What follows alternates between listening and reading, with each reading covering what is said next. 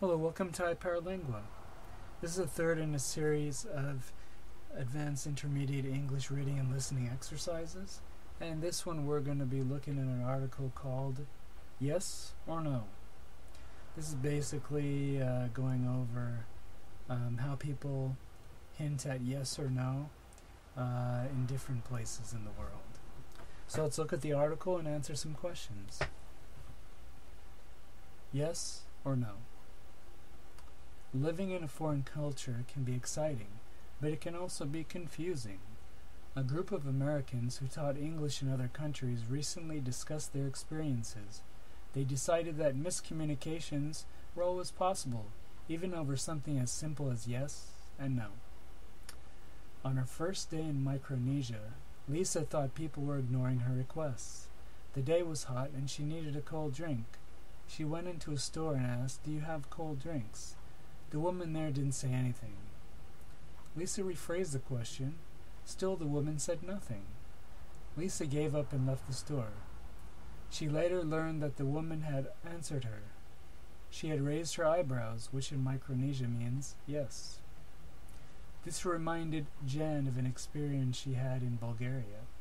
She had gone to a restaurant that was known for its stuffed cabbage. She asked the waiter, "Do you have stuffed cabbage today?" He nodded his head. Jan eagerly waited, but the cabbage never came. In that country, a nod means no. Tom had a similar problem when he arrived in India. After explaining something in class, he asked his students if they understood. They responded with many different nods and shakes of the head. He assumed some people had not understood, so he explained again. When he asked again if they understood, they did the same thing. He soon found out that his students did understand. In India, people nod and shake their head in different ways depending on where they come from. You have to know where a person is from to understand if they are indicating yes or no. So that concludes the article, and I've noticed this as well, and it's a very interesting thing that happens.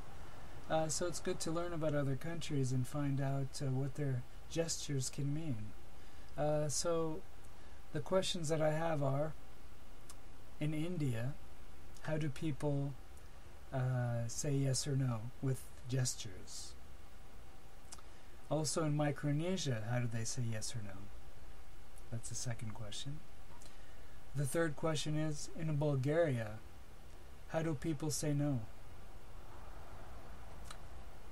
And the last question is, in your own country, how do people say yes and no with their gestures?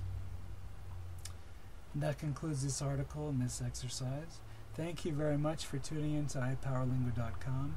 Visit our website for more lessons, English lessons, language lessons, and accent reduction lessons.